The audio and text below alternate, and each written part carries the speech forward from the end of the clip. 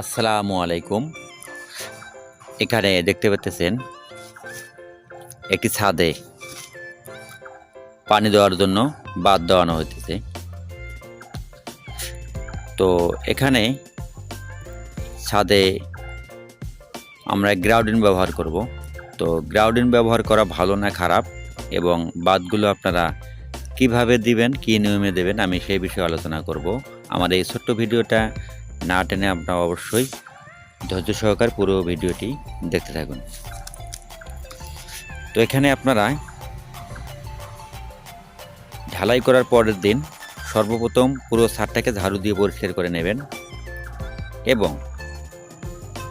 ছাদটি হালকা করে পানি দিয়ে ভিজিয়ে নেবেন, কারণ এই বাঁধগুলো শক্ত হতে অনেক সময় লাগবে। এর আগে আমরা পানি দিতে পারবো না, এই কারণে হালকা করে পানি দিয়ে রাখলে এই ছাদটি আর কোথাও ফাটন ধরবে না। তো এরপর এই ছাদটিতে গ্রাউডিন আমরা ব্যবহার করছি, দেখতে পাচ্ছেন এখানে।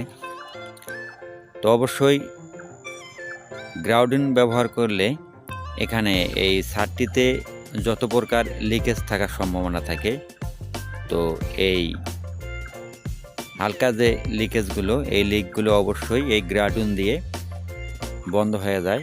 এই কারণে ছাদটি পানি লিক করার সম্ভাবনা থাকে না। মূলত গ্রাউডিন ছাদে এই কারণেই দিতে হয়। তো অবশ্যই ছাদে গ্রাউডিন দেওয়া ভালো, আপনারা সবাই ছাদে গ্রাউডিন দেবেন।